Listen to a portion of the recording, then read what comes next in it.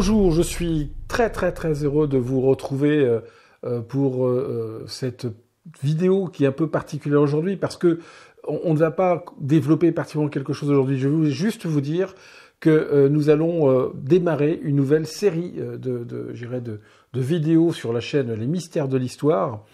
Cette vidéo va donc vous dire où nous allons aller. Eh bien, vous savez que une fois que je suis arrivé un petit peu à la fin de l'étude de l'affaire de Bérenger Saunière, je vous disais que pour moi, l'affaire de Rennes-le-Château n'était pas close.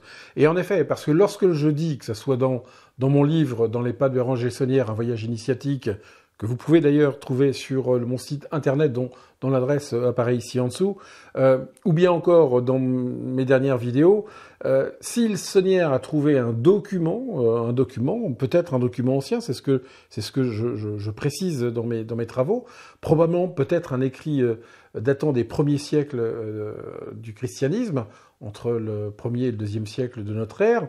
La vraie question, c'est de se dire, maintenant, bien, d'accord, il l'a trouvé, mais comment ce document est-il arrivé à Rennes-le-Château? Comment se fait-il que ce document serait arrivé jusque dans les mains de Bérenger Saunière? C'est ce que nous allons essayer maintenant d'étudier à travers les prochaines vidéos.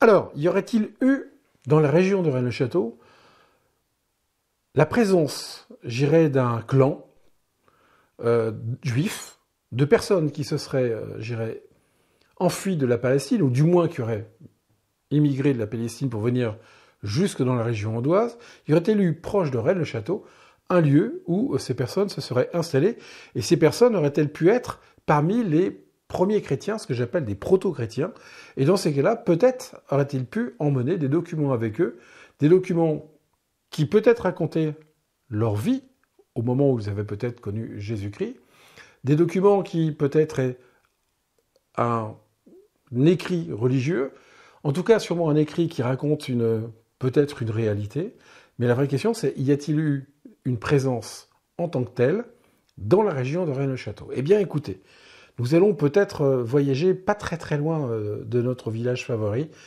et je vais peut-être vous emmener, c'est pas peut-être, même je suis certain, je vais vous emmener dans un lieu où peut-être une découverte archéologique importante aurait eu lieu, démontrant la présence, je dirais, d'un clan, d'une tribu juive qui se serait installée à cet endroit-là et qui aurait laissé quelques traces archéologiques. Nous pourrons voyager vers ce lieu d'ici quelques semaines. Alors, si ces personnes ont emmené quelque chose dans ce lieu, que serait-il devenu, ce document ou ces documents? Eh bien, c'est ça qui va être intéressant, car à partir de ce moment-là, nous allons mener une véritable enquête qui sera évidemment, hélas, faite de beaucoup de suppositions plus que de preuves scientifiques, puisque ça va être très compliqué de pouvoir étayer, le cheminement d'un ensemble d'écrits, par exemple.